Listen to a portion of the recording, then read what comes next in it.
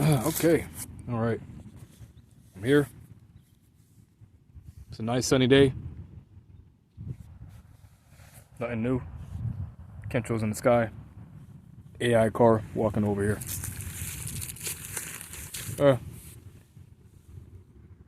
The Most High is doing a wonderful work, man. See?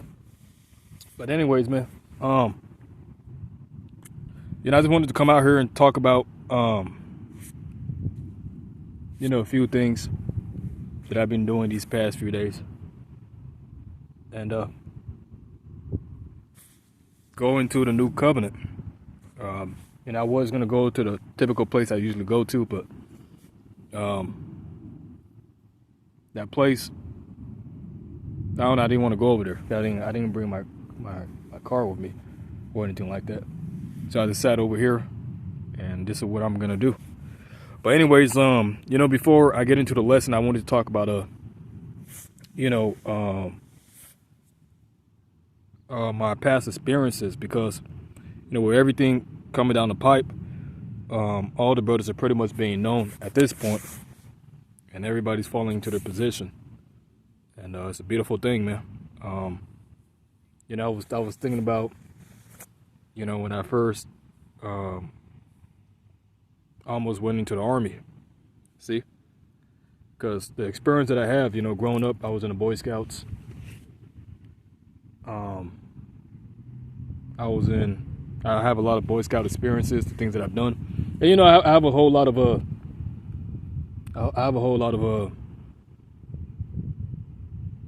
experiences with camping and cooking and certain things of that nature. It's always good for brothers to go out to the wilderness. That's what I do sometimes, just to get used to that. It's actually good for the spirit. The more the matrix is decreasing, the more we're increasing in the spirit, what the Lord wants us to do. But right along with the Boy Scouts, I also went into the I almost joined the army and everything like that, and I did the ASVAB, I did the training, I did all that stuff, and it was cool. It was nice, man. I liked it. See, but I ultimately didn't join due to circumstances. But I know brothers come from different parts of life. Brothers have different points. Oh, look at that bee right there. Hold on. Where is it at?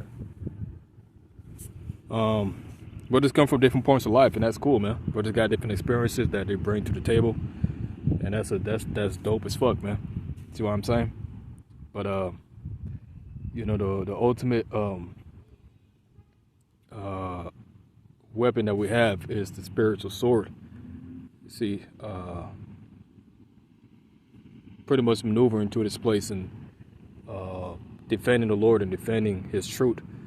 You see, and that's why when you go into the what I'm going to start with, it's pretty much. Let's go to Matthew's chapter 1, or it might be Luke chapter 1, because with all the brothers that I met on this path, brothers got different truths. Some brothers know more things than me. Some brothers haven't known more things than me. But I've been taught by various brothers on this path, and it's dope as fuck, man. From the west to the east. And hold on, let me start with this right here. I don't think it's in my scriptures, but I'm gonna start with Matthew. Let me see if I can find it, man. I'm just all over the place with this. I'm gonna start with Matthew's. Hold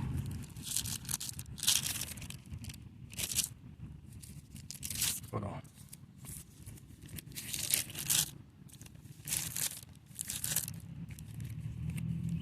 Matthew chapter 1. Let me get it real quick. I know I'm being pretty slow right now. Bear with me.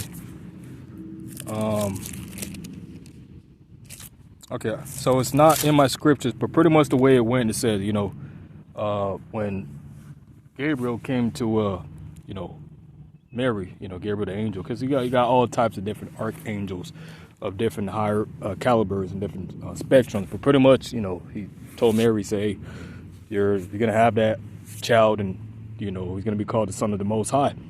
And pretty much you know, that's what the truth is. And that's why when GMS doesn't bring that out, it kind of confuses me, because the Lord, he is the Son of God. He's not the son of Joseph. He's not the son of anybody else. You see, so Mary was told that good news by Gabriel, and it was some powerful shit, man. You see what I'm saying? And you know, you got all the other angels out there, like, you know, Uriel and Michael, and you know,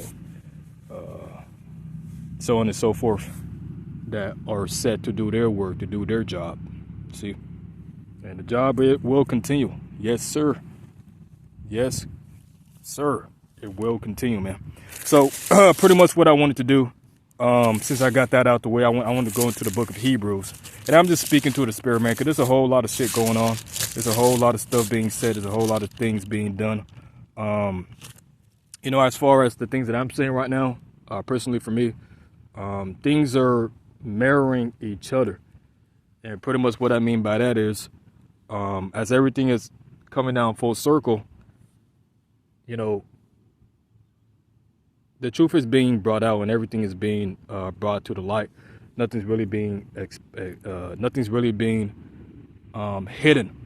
You see, if you ever look at these different war movies, you know, the way that they practice, you know, they hunt, they pretty much scope everything out. You know, when they manage everything that they have at that certain position, you know, because they're in the spiritual war. And so the way that the Lord is having us, the way he's moving the chess pieces, and it's kind of like a domino effect, everything is falling into its place.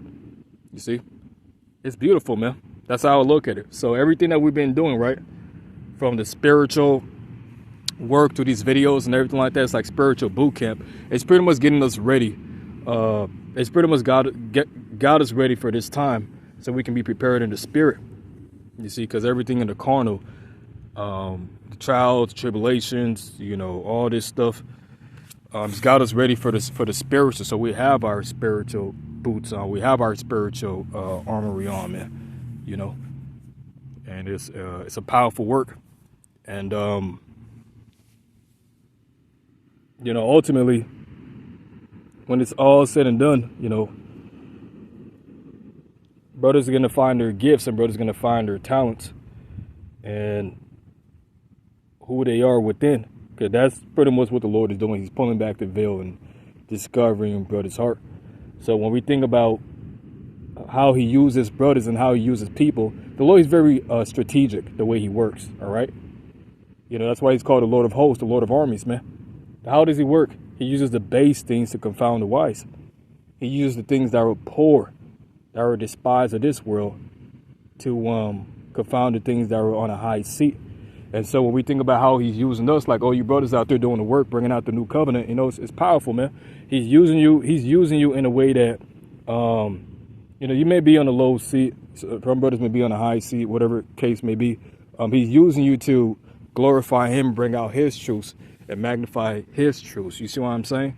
And the reason why the Lord does that, because you know, if we got guys like, you know, like Jay-Z or this, that, and the third, these high, like LeBron or high level celebrities, everybody would be gravitating towards them. See, but the Lord, he doesn't use people on a high seat. He doesn't use people that sold out. He doesn't use people in these fraternities and these, you know, the boule and all this crap, man. All these guys, man. He uses the base things to do his work. You see, no different than how Moses, you know, when they came out of Egypt, right? Moses, his hand was high. He held that rod up, you know. So when we think about passing on the rod, we pretty much pass under the rod into the new covenant. So when he held the rod up high, guess what happened? The Israelites were winning. We were conquering. See? But when it went low, guess what? We were losing. The same thing with the ark. When the ark was carried into the wars, what happened? The Israelites were winning. It's no different now, man. See? Now we got the true ark, which is the Lord, man. Now we got the true Lord that teaches us these tactics and these protocols that we got to follow. You see?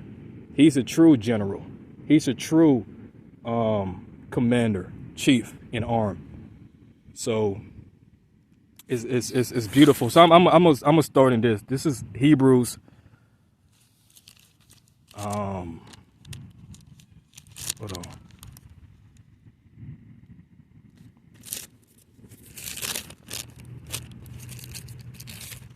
Hold on.